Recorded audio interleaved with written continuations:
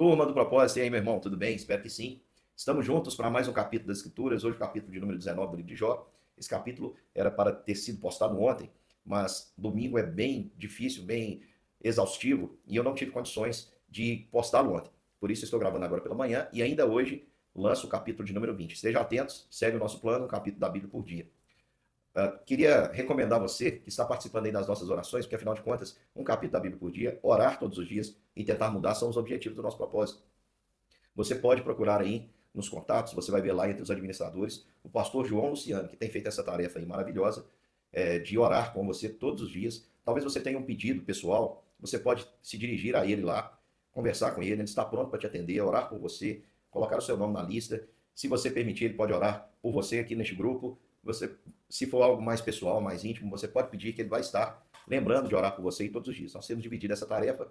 Eu fico aqui com o propósito de trazer para vocês a palavra todos os dias e ele fica com o propósito de estar orando com vocês todos os dias. Vamos juntos, meu irmão. Nossa intenção é sermos bênção na vida de vocês de alguma maneira. Então vamos lá para o capítulo 19. O capítulo 19 ele vai trazer para nós uma realidade interessantíssima, que Jó vai ter uma visão sobre algo que para nós hoje é algo concreto, mas para Jó era uma situação ainda que ele não entendia bem, mas ele estava falando porque Deus estava colocando isso em seu coração. E você vai entender o que eu quero dizer. Vamos lá, no capítulo 19 ele vai falar em blocos. Ele vai primeiro falar aos amigos, depois ele vai falar sobre o que Deus estava fazendo, depois ele vai falar qual era a sua sensação, sobre o seu estado físico. E nós vamos ver isso aí por partes. Na primeira parte, ele diz para os seus amigos o seguinte: olha, por que vocês continuam a me atormentar? Eu vou usar a Bíblia Revista Atualizada, que é que você lê, e a Bíblia Linguagem de hoje para facilitar a compreensão. Ele diz assim: ó, até quando vocês vão afligir minha alma e vão me quebrantar com palavras? Na linguagem de hoje ele diz: até quando vocês vão ficar me atormentando e me ferindo com as palavras? No versículo 3, na Revista Atualizada, ele diz assim: já 10 vezes me vituperastes e não me envergonhais de injuriar-me. Fica bonito, né, na Revista Atualizada, parece até que é uma coisa assim, é, positiva, mas não é não. Olha o que ele está dizendo, vamos traduzir aqui, usando a Bíblia Linguagem de hoje. Ele diz: vocês não se envergonham de me tratar mal? Porque, na verdade, irmãos, vamos usar aqui um dito popular, eles estavam chutando um cachorro morto. O que Jó tinha para oferecer? Mas os seus amigos tinham prazer em acusá-lo de erro, acusá-lo do seu pecado. Isso é uma situação muito cruel. Mesmo em nome de Deus, os amigos estavam fazendo isso achando, né, intencionalmente ou sem intenção, estavam pensando ali que estavam de alguma maneira defendendo Deus, sendo advogado de Deus. Nós não conhecemos a motivação do coração desses amigos para chegar a um ato cruel desse. Não sabemos se eles estavam fazendo isso com prazer ou se realmente entendiam que estavam fazendo a vontade de Deus nesse sentido. Então, de toda forma, eles estão errados. E eles vão dizer o seguinte: Jó vai dizer, se o erro é meu, o que vocês têm a ver com isso? Porque todo pecado, irmãos, ele é sempre contra Deus. No final das contas, nós estamos pecando contra Deus. Jó está dizendo, se eu estou errado, comigo ficará o meu erro. Comigo ficará o meu erro. Ele está dizendo, o meu erro será que prejudicaria vocês de alguma maneira? Jó tinha tranquilidade que ele não tinha prejudicado nenhum próximo, ninguém. Então, se de alguma maneira ele errou, o erro foi entre ele e Deus. E por fim, Jó vai dizer o seguinte: vocês pensam que são melhores que eu e acham que a minha desgraça prova que sou culpado. É o que ele diz aqui no versículo 6. Versículo 5. Se quereis engrandecer-vos contra mim e me arguis pelo meu opróbrio. Na Revista Atualizada é uma linguagem mais difícil, mas aqui na linguagem de hoje diz, olha, o que está dizendo? Vocês estão tentando me convencer do meu opróbrio, argumentar, fazer um livre convencimento de que eu sou o culpado. Vocês estão tentando fazer isso, que a minha desgraça prova que eu sou o culpado. Então ele vai dizer, vocês ficam aí com medo do que eu estou dizendo, porque os amigos de Jó estavam indignados por ele dizer que não tinha feito nada e que Deus é que havia o afligido.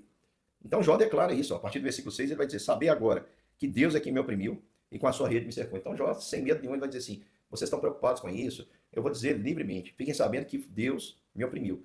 Em outras palavras, Jó está dizendo que de alguma maneira Deus, aos olhos dele, foi injusto com ele. Tentem entender, meu irmão. Às vezes você passa por situações em que você não entende o porquê daquilo ter acontecido. Parece que de alguma maneira Deus errou. E eu não estou falando que Deus errou, estou falando da nossa impressão, do nosso sentimento. Eu acredito que é isso que Jó está expressando. Por exemplo, quando você vê um pai e uma mãe sepultando um filho, uma criança, não parece que tem alguma coisa fora de ordem? Não parece que aconteceu algum erro? Nós não estamos dizendo propriamente que Deus errou, mas nós estamos falando das nossas sensações. O que nós não conseguimos, irmãos, controlar. Sentimentos, sentir dor, não é algo que nós controlamos, nós simplesmente sentimos, e é o que Jó estava sentindo. E ele declara, ele descreve que ele estava sentindo, ó, foi Deus que me pegou, foi ele que armou a armadilha para me pegar, eu grito de violência e ninguém ouve, eu grito por socorro e não há justiça, ele fechou os caminhos, foi ele que fechou, eu não posso passar, da minha honra ele me despojou, ele tirou-me da cabeça a coroa, ou seja, na linguagem de hoje vai dizer, o Senhor tirou toda a minha riqueza, arruinou-me de todos os lados, e isso não é mentira, não foi o Senhor que permitiu que isso tudo acontecesse, e eu me vou, arrancou minha esperança como uma árvore. Jó não sabia nem como recomeçar, não tinha nada, acabou.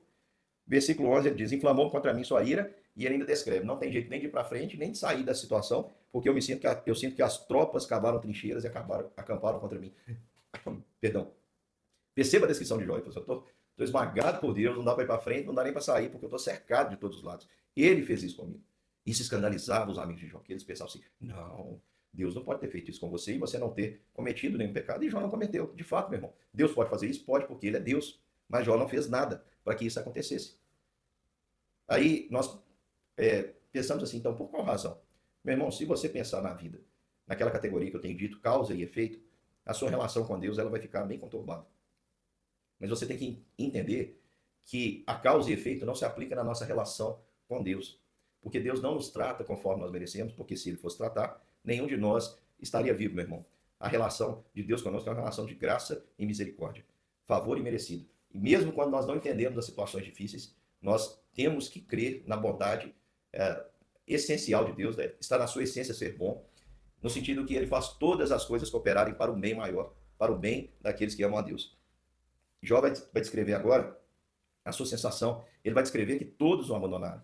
Na revista atualizada, ele vai citar aí, olha, pois longe de mim os meus irmãos, os que me conheceram agora me tratam como estranhos. Ele vai dizer, os meus parentes me desampararam, os conhecidos esqueceram de mim, os que eu abrigavam na minha casa, as minhas servas me têm por estranho, eu vim a ser estrangeiro aos seus olhos, eu chamo meu criado, ele não responde, a minha situação é intolerável até a minha esposa, o meu hálito é intolerável à minha esposa, o mau cheiro se tornou repugnante aos meus irmãos, os filhos da minha mãe, até as crianças, haviam ali as crianças, eu imagino, os filhos dos criados, os desprezavam, quando ele queria levantar, de tão fraco que estava e doente, zombam dele, porque com certeza ele voltava a cair, os amigos íntimos me abominam, e até os que amavam se tornaram contra mim.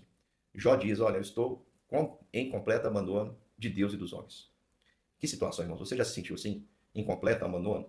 E Jó diz, do seu estado repugnante, ele descreve, os meus ossos se apegam à minha pele e à minha carne, e salvei-me só com a pele dos meus dentes. Compadecei-vos de mim, amigos meus. Ou seja, eu imagino que ele está dizendo o seguinte, só não tem parte inflamada em mim nos dentes, porque todo o corpo dele estava coberto de tumores, de úlceras.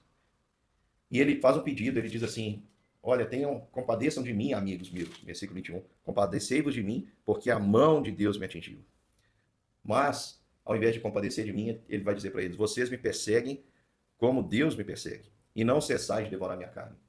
Ou seja, olha o que Jó está dizendo, assim como eu me sinto afligido por Deus, agora vocês estão fazendo a mesma coisa. Eu não entendo por que Deus fez isso, eu não entendo por que vocês estão fazendo isso, por que vocês não têm compaixão de mim e me deixam. Agora, irmãos, vem uma declaração no meio dessa desesperança toda, desse sentimento de abandono. Jó, de alguma maneira, resgata do seu coração uma confiança inexplicável, que eu gostaria que você gravasse. Olha o que Jó vai dizer, meu irmão. A partir do versículo 23, ele diz assim, quem me dera fossem escritas agora as minhas palavras, quem dera fossem gravadas em livro, com pena de ferro e com chumbo para que sempre fossem esculpidas na rocha. O que Jó está dizendo é o seguinte, olha, quem dera tivesse uma maneira de guardar o que eu estou dizendo, guardar de uma maneira indelével, algo que fosse assim público, penas de ferro que não pudessem apagar, esculpidas em uma rocha, para que ninguém pudesse deixar de ler o que eu vou dizer, o que eu vou declarar. Ele diz assim, eu sei que o meu Redentor vive e por fim se levantará sobre a terra. Depois de revestido o meu corpo e da minha pele, em minha carne, verei a Deus. Vamos lembrar que ele acabou de dizer que a pele dele está uma situação horrorosa, só salvou a pele dos dentes, e que a pele pega aos ossos, não tem mais carne. Mas ele diz, eu vou voltar em outro estado e eu vou ver a Deus. Vê-lo-ei por mim mesmo. Os meus olhos o verão, e não os outros. De saudade me desfalece o coração dentro de mim. Queridos, Jó, neste capítulo, ele revela algo maravilhoso que eu e você temos. Nós temos no nosso coração, Calvino chamou de senso divinitatis, nós temos no nosso coração a eternidade plantada. De modo que a gente sente saudade de um lugar para o qual ainda a gente não foi, que é o céu. Como é que a gente explica essa saudade de um lugar que ainda eu não estive? uma saudade, eu tenho uma saudade de Jesus. Jesus viveu em um tempo na história diferente de mim. É porque, meu irmão, eu vim a essa história num determinado dia, 30/10/1982. Mas o plano de Deus para mim é de eternidade, a eternidade. O amor de Deus por mim é antes da fundação do mundo. E quando eu vim a esse mundo, eu já vim com essa semente em meu coração, sabendo que eu não sou daqui.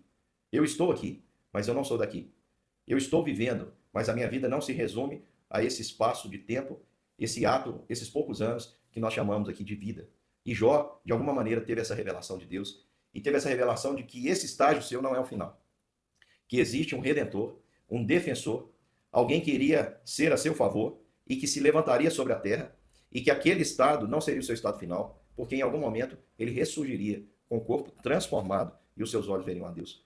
Meu irmão Jó está tendo uma revelação sobre o que vai acontecer com todos nós naquele dia do juízo. O nosso Redentor, meu irmão, vive. Jesus veio, viveu a nossa vida, morreu a nossa morte, pagou o preço por nós, ressuscitou dos mortos, está à destra de Deus, de onde há de vir para julgar os vivos e os mortos. Como diz a palavra, ressoada a trombeta, dada a palavra de ordem, Cristo virá. Os mortos, dentre eles Jó, ressuscitarão em glória. Nós, os vivos que estivermos, seremos transformados e subiremos para junto do Senhor e estaremos com Ele para sempre nos ares, porque o nosso Redentor, meu irmão, vive, vive. Ele se levantou da terra, ele vive pelos séculos dos séculos. Ele é a ressurreição e a vida. E aquele que crê nele, ainda que morra, viverá.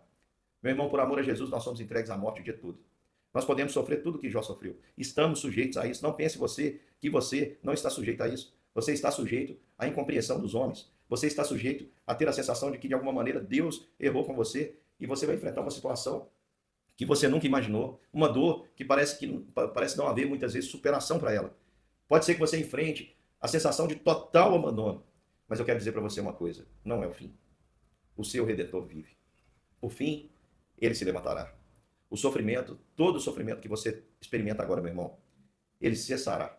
Um dia o Senhor enxugará dos nossos olhos toda a lágrima, porque Cristo levou isso sobre ele. Toda enfermidade cessará, toda dor cessará. Não haverá mais morte, não haverá mais pranto, não haverá mais choro, não haverá mais necessidade, porque Cristo, nosso Senhor, vive.